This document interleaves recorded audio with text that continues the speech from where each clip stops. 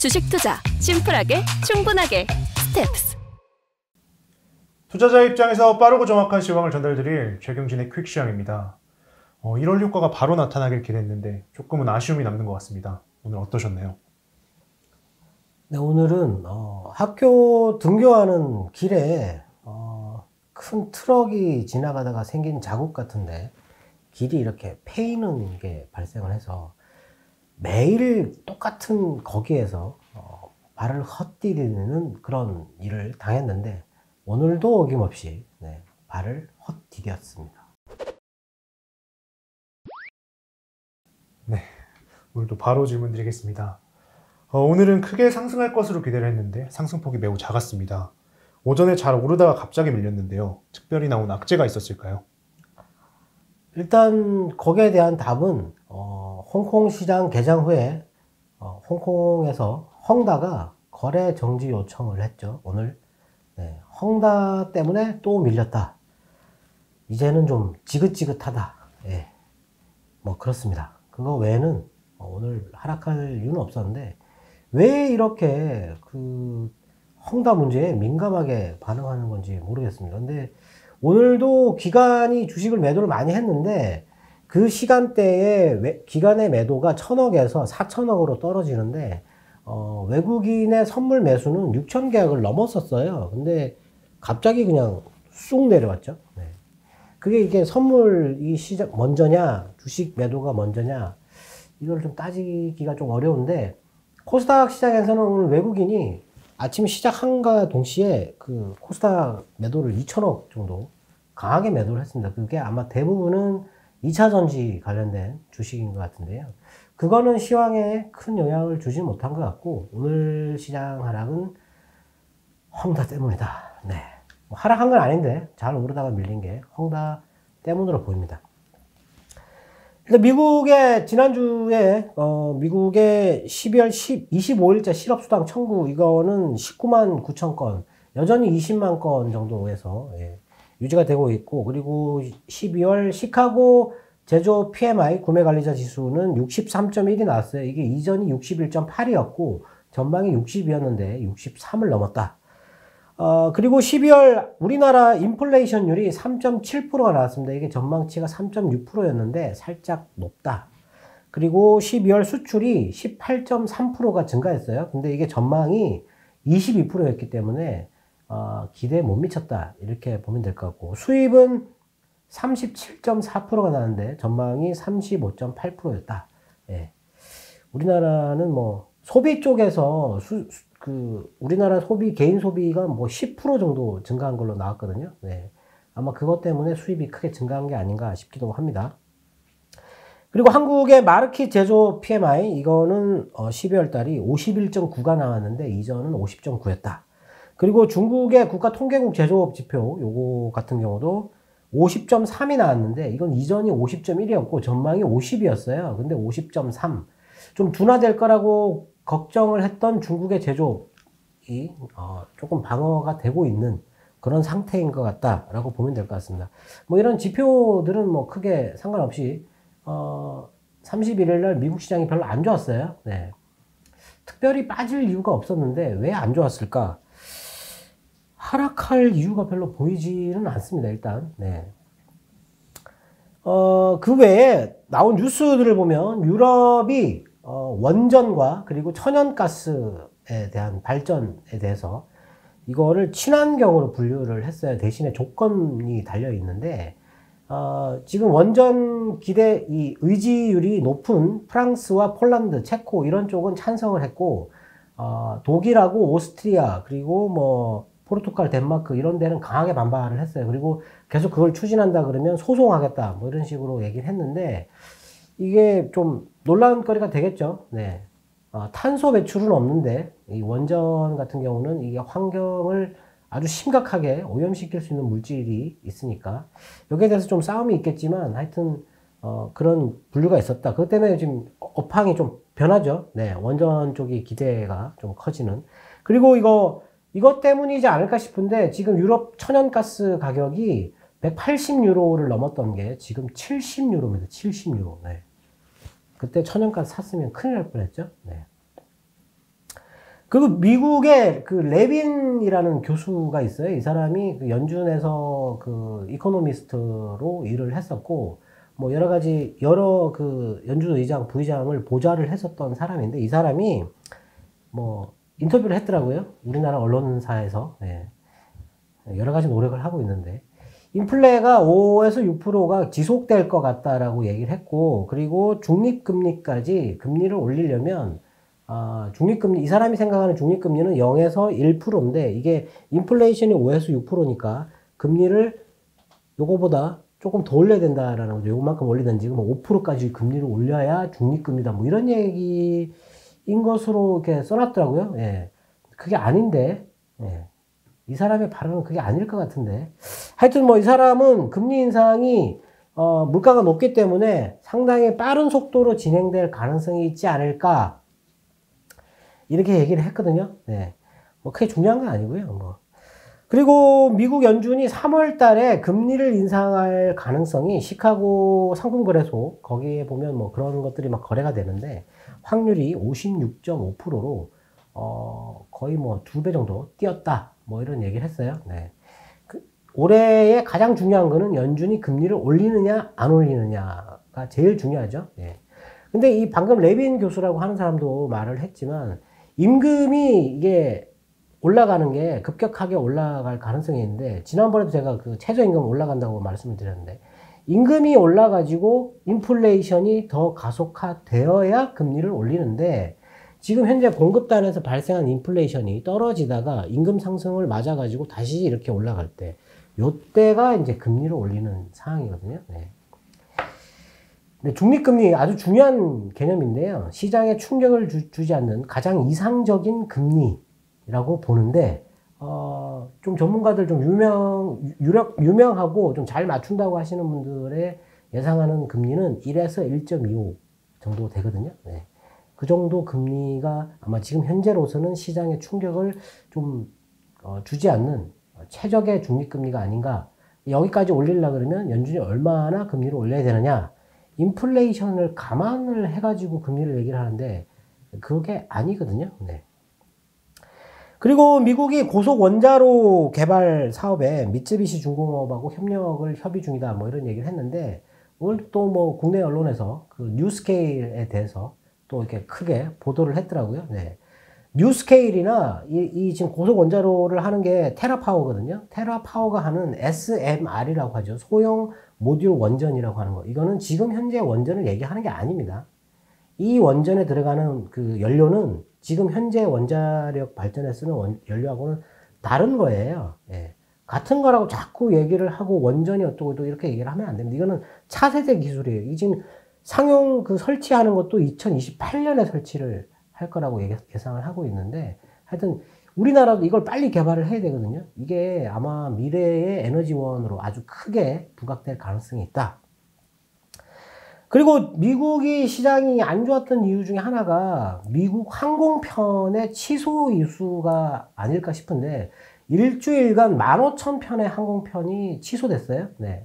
오미크론 하고 그리고 눈보라 뭐 이게 와가지고 네, 된 건데, 오미크론 확진자가 지금 뭐 40만 명, 50만 명 이게 급증하고 있어요. 그래가지고 승무원들이 이게 다 격리된다라는 거죠. 네, 오늘 보니까 마트에도 뭐 그 확진자가 너무 많이 나타나가지고 직원들이 격리되고, 도요다도 공장 직원들이 격리돼가지고 이거 지금 가동하는데 차질이 있다. 뭐 이런 얘기를 했거든요. 아마 이런 게 확진자가 너무 많아지니까 격리되는 사람이 생기니까 뭐 한 5일 정도는 격리해야 되잖아요, 지금 현재. 그리고 뭐 격리 마지막 날에는 PCR 검사 해가지고 음성 나와야 되는데, 이번에 그 파우치가 그거 안 해도 된다라고 했다가 논란돼가지고 다시 해야 된다 뭐 이런 얘기를 했어요. 네. 경제적인 충격을 안 주려고 그 얘기를 하는 거거든요. PCR 검사 안 해도 그냥 격리하고 그냥 바로 나와서 이래야 된다 뭐 이렇게 얘기하는 건데 반발이 있는 거죠. 네. 이 뉴스 때문에 미국 시장이 조금 주춤하지 않았을까 싶거든요. 지금 미국의 오미크론 확산이 아주 거세다. 예. 그리고 미국의 통신기업 AT&T하고 브라이즌이 그 교통부에서 지금 요구하는 게 있어요. 그 5G 중에서 중저대역, 지금 초고주파 대역 그거를 중저대역으로 28GHz를 3.7에서 4.2 기가헤르츠 대역으로 전환하려고 하고 있는데 이거를 연기해달라고 요청을 했는데 AT&T하고 브라이즌이 거부를 했어요. 근데 이 주파수가 항공기 운항에 간섭을 할 수 있는 그런 가능성이 있기 때문에 연기를 해야 된다. 근데 항공업계가 상당히 크게 반발을 했어요. 그거 지금 설치하면 안 된다.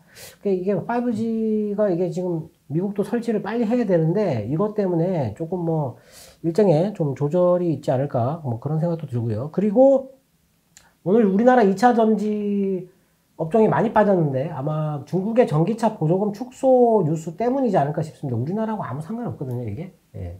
상관없는데 뭐 빠진 거죠.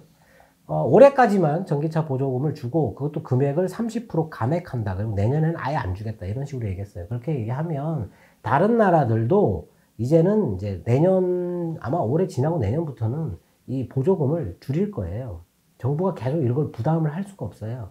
그리고 이제 지금 이걸 확산시키는 속도, 이 자동차 회사들이 전기차를 생산하고 지금 뭐 그 내연기관 차는 이제 생산 중단한다거나 판매 중단한다거나 이런 게 계속 발생하게 되면 전기차로 나중에 다 가게 되는 거거든요. 그렇게 되면 정부가 굳이 보조금을 줄 필요가 없습니다. 이유가 없잖아요. 정부가 괜히 그 돈을 갖다 예산을, 우리나라도 1조 얼마를 지금 책정해가지고 보조금을 주는데 그렇게 할 이유가 없으니까 계속 줄여나가겠죠. 네. 근데 우리나라하고는 중국하고 중국에 있는 전기차들은 다 중국산 배터리하고 이거 다 쓰잖아요. 네. 그리고 중요한 뉴스가 하나 있는데 중국의 자율주행 트럭 그거를 만드는 회사가 있어요. 그게 투심플 홀딩스. 네, 투심플. 이 회사가 미국에서 그 자율주행 트럭 주행 실험을 했거든요. 1시간 30분 정도 80마일 속도로 1시간 30분을 주행을 했어요. 고속도로를. 네. 영상이 올라와 있는데 야간에 이렇게 가는 그 영상이 있거든요. 네. 성공했다. 네. 아주 중요한 건데 이 투심플 홀딩스라는 회사가 미국에 상장되어 있습니다. 최근에 이게 $70 정도까지 갔다가 $35로 반토막 나 있거든요. 네. 이 뉴스 때문에 아마 오늘 이 회사가 시장에서 급등을 할 가능성도 있는데 이게 자율주행 4단계입니다. 4단계. 예. 중국 기업의 이런 기술 관련된 이런 것들, 이런 게 우리나라보다 훨씬 앞서 있다. 예. 그리고 지금 영국도 그렇고 우리나라도, 미국도 그렇고 트럭 운전사들 부족해가지고 물류난 뭐 이런 것도 또 가중된다 뭐 이런 거 있었잖아요. 이거 개발이 시급한 상태거든요. 예. 아마 이거 곧 이런 거 될 거라고 보는데 이거 아주 중요한 뉴스입니다. 네. 그리고 중국의 정보기관이 페이스북하고 트위터에서 개인정보를 무한 수집했다. 뭐 이런 얘기가 있어요. 이 첩보 활동을 이쪽으로 확대를 했다. 뭐 이게 좀 안 좋은 건데 하여튼 뭐 그런 얘기가 있었고. 그리고 오늘 그 중국의 헝다, 네, 거래 정지 요청을 했는데 이유를 설명하지 않았는데 그 전에 나왔던 우리나라 시간으로 10시 47분에 나왔어요. 그 뉴스가. 하이난에 있는 인공섬 화다오라고 하는, 예. 이거를 만드는데, 이 헝다가 29조 원을 썼어요. 이 인공섬을 만드는데. 거기에 600개의 건물을 짓는데, 그 중에 39개 아파트 동을 철거하라고 명령을 했습니다. 예. 39개 아파트 동을. 얼마 전에도 그 중국의 불법 아파트 다 지었는데, 철거하라 그래가지고, 13개 동인가요? 폭파해서 다 허물어 버렸죠. 39개 동입니다, 이게. 예. 이 뉴스 때문이지 않을까 싶은데요. 일단 뭐 헝다가 오늘 자발적으로 거래 정지 요청을 했다 뭐 이런 얘기가 있었습니다. 네. 그리고 인도네시아가 석탄 수출을 한 달 동안 일단 금지하겠다라고 얘기했어요. 우리나라가 이거 인도네시아에서 석탄 수입하는데 인도네시아도 석탄을 전 세계에서 엄청나게 많이 수출하는 나라예요. 예. 자기 자국 내에 발전 그 석탄이 부족하다 이래가지고 일단은 한 달 정도 해보고 그래도 더 부족하면 연장한다 뭐 이런 식으로 얘기를 했어요. 지금 이런 원자재의 수급 이게 아마 향후에 상당히 문제가 될 건데 일단 이런 게 우리나라 오늘 뭐 큰 충격은 없었지만 이런 문제들 이런 뉴스들에 좀 민감하게 생각을 해야 된다. 예.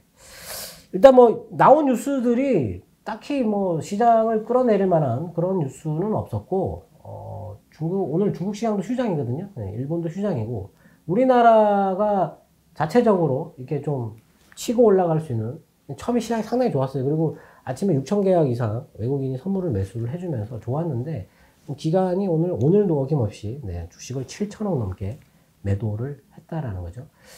전기전자를 많이 팔고 거의 전업종, 코스피 전업종을 그냥 매도를 했는데, 예, 뭐 하여튼 그것 때문에 밀린 것 같습니다. 네. 새해를 맞아 증권사별로 산업별 올해의 업종과 종목에 대한 뉴스가 굉장히 많습니다. 오늘은 어떤 업종이나 종목이 좋았을까요? 네. 뉴스가, 이게 종목 뉴스를 보니까 이게 정말 시간이 부족할 정도인데, 네, 오늘도 이게 뉴스가 너무 많습니다. 시간이 많이 없으니까 빨리 하도록 하겠습니다. 포스코가 철강 가격을 인하를 했어요. 그래가지고 다른 철강사들도 인하를 검토를 하려고 하긴 하는데 상당히 좀 곤혹스럽다. 이게 이제 중국산이 들어오는 걸 막으려고 뭐 미리 이렇게 하는 거, 그런 것도 있는데 하여튼 그런 얘기가 있었고, 아침에 오스템 임플란트에 1880억 횡령이 발생해가지고 거래 정지가 됐어요. 횡령이 발생하면 상장 적격성 심사 대상이 되거든요. 네. 그래서 이제 일정 기간 거래가 정지가 되거든요. 네. 상당한 규모의 금액인데, 이 돈을 횡령한 사람 이름하고 동진세미캠의 지금 그 대주주 명단에 올라와 있는 그 사람의 이름하고 똑같은 사람이에요. 밝히지는 않았는데 같은 인물일 가능성이 있다. 이 사람이 횡령을 해가지고 동진세미캠 주식을 샀다는 얘기인데, 횡령해가지고 보통 중국으로 도망가거든요. 네. 근데 이런 좀 하여튼 그것 때문에 이것과 관련돼서 오늘 뭐 여러 가지 종목이 같이 빠졌어요. 동진세미캠도 빠지고 APS 홀딩스도 빠졌어요. 네. 하여튼 뭐 그렇게 해서 빠졌다.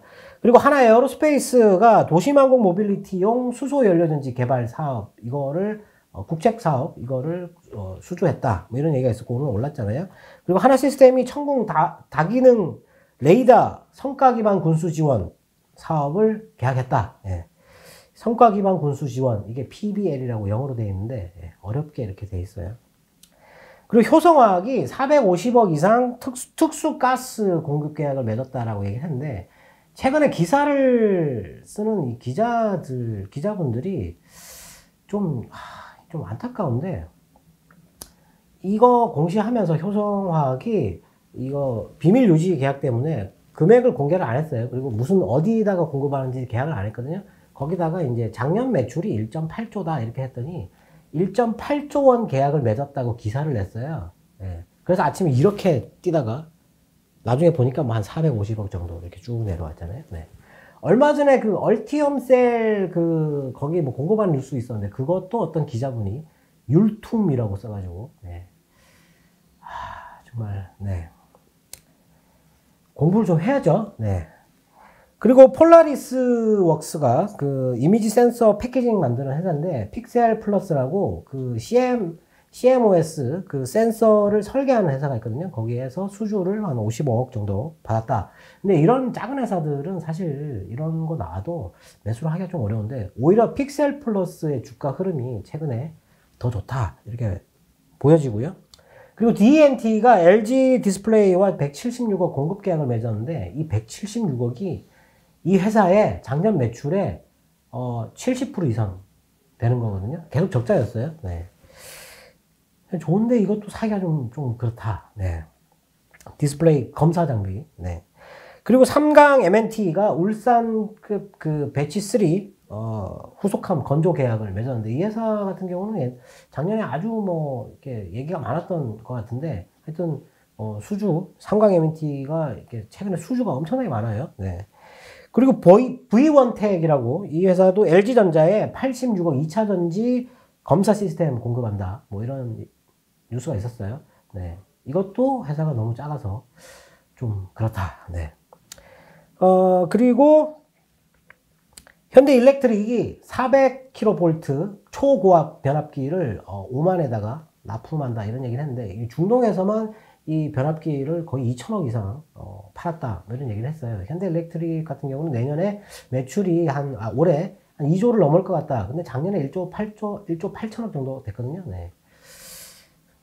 성장이 조금 부족하다. 뭐 이렇게 보면 될 것 같고 오늘 종목을 보면서 좀 관심 있게 봤던 종목이 있는데 트임이라는 회사가 있어요. 이게 머신 러닝, 딥 러닝 뭐 이런 거, 네. 공정 자동화 솔루션을 만드는 회사인데 상장한 지 11월 17일 날 작년에 상장을 했는데 지금 최근에 AI 뭐 오늘 뭐 셀바스 AI나 뭐 솔트룩스나 뭐 이런 거 뭐 계속 올랐잖아요. 로보티즈도 상한가잖아요. 네.